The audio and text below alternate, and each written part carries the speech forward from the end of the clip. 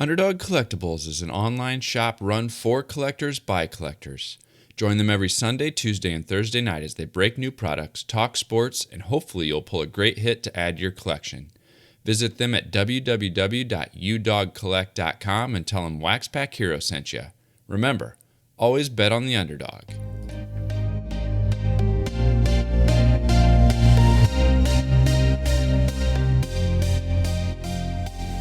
You're listening to the WaxPackHero Sports Card Minute, a podcast where we discuss both the hobby and business sides of collecting.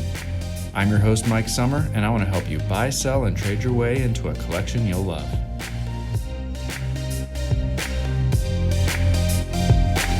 Hello, everybody, and welcome back to the show. I just want to start today off by saying thank you to all of you who have reached out over the last week and wished me well with my new endeavor of opening up the brick and mortar card shop. Both the blog post and the podcast episode really seem to resonate well with some of you, and it's been really encouraging to hear all of the well wishes and the good lucks, and we're excited for you, all of those types of things. So just wanted to start today by saying thank you for all of that. Now, since the beginning of the show, you've heard me discuss selling on a variety of platforms, whether it's submitting and flipping cards on ComC or Starstock more recently, moving base and inserts on Sportlots, or my approach to selling the more higher end or more unique listings on eBay. I've shared how I've used those platforms in an effective way for the types of cards that I typically handle, that I typically come into ownership of through these collections I buy. However, there's a platform which I've pretty much only referenced in passing from time to time. I know that it's loved by some, it's hated by others, but you can't really argue with it being a significant force in the hobby. Facebook.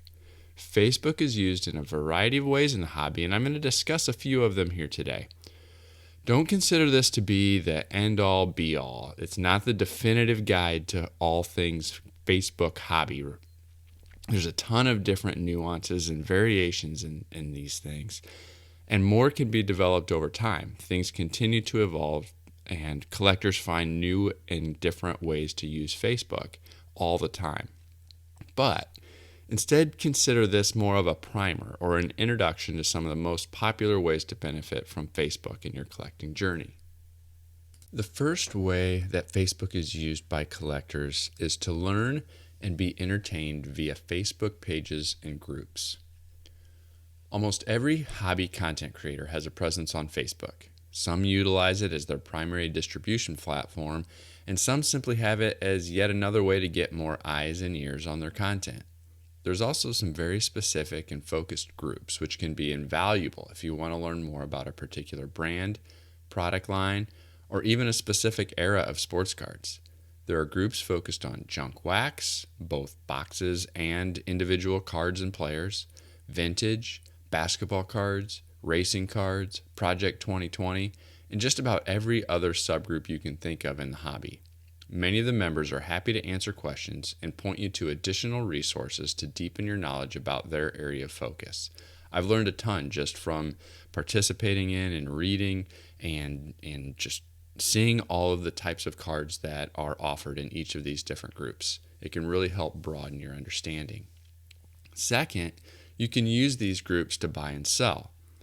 In addition to the knowledge that can come from some of the groups, they're often a pretty decent alternative as a buying and selling platform. Some groups have very controlled list of people who can sell on them, but others are pretty much wide open for members to buy and sell as long as you follow the posted group guidelines. There's even some breakers who go live with their breaks exclusively on Facebook groups. And so that's another platform to find a breaker that you might like if you really like that Facebook community. And one word of caution would be to steer clear of any group that requires buyers and sellers to use PayPal friends and family only. In my opinion, that only opens up buyers to scammers, and it opens up sellers to account restrictions for violating PayPal's terms of service. Buyers should want that protection, and sellers should want to operate honestly.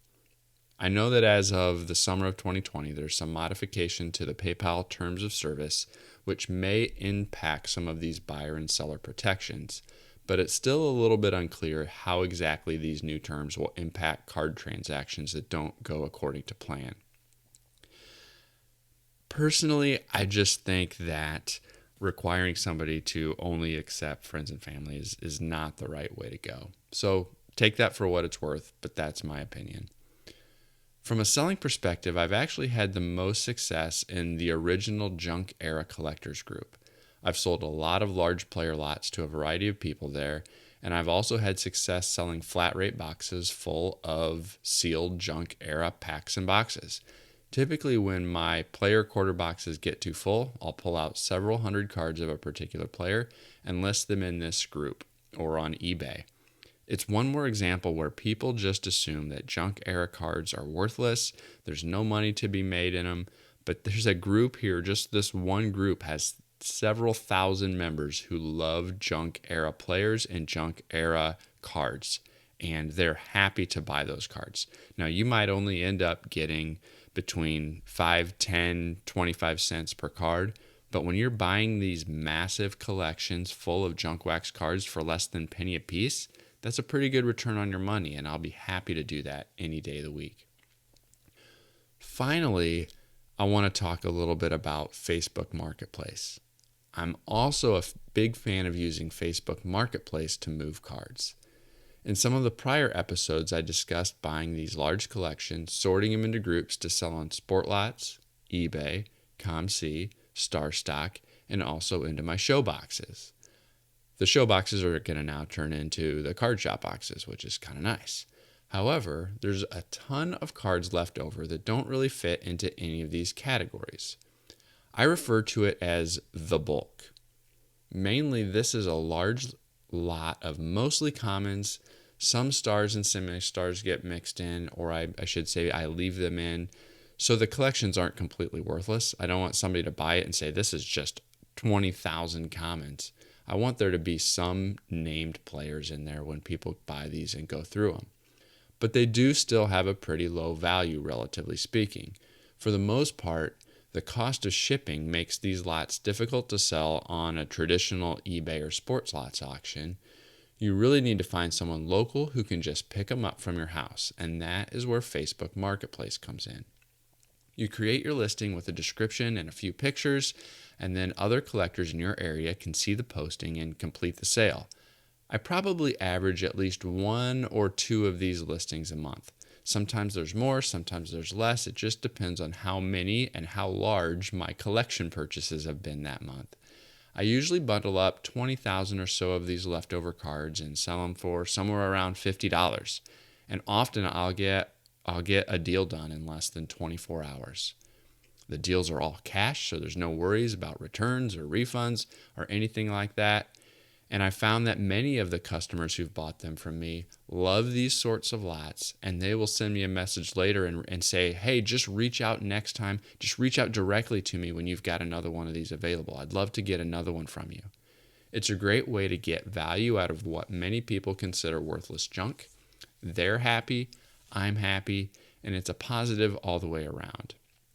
You know, I've had these anywhere from the 20 to 25,000 lots, and I've even had some success selling some up to 100,000 to 120,000 cards for $300 to $350. So it really ranges, but I really found that $50 sweet spot is easier for a lot of people to come up with the money, and it's a low enough dollar amount that even though people aren't going to get rich on it, they're not going to complain a lot, or they're not going to be too upset if it doesn't have quite as much as they were hoping for.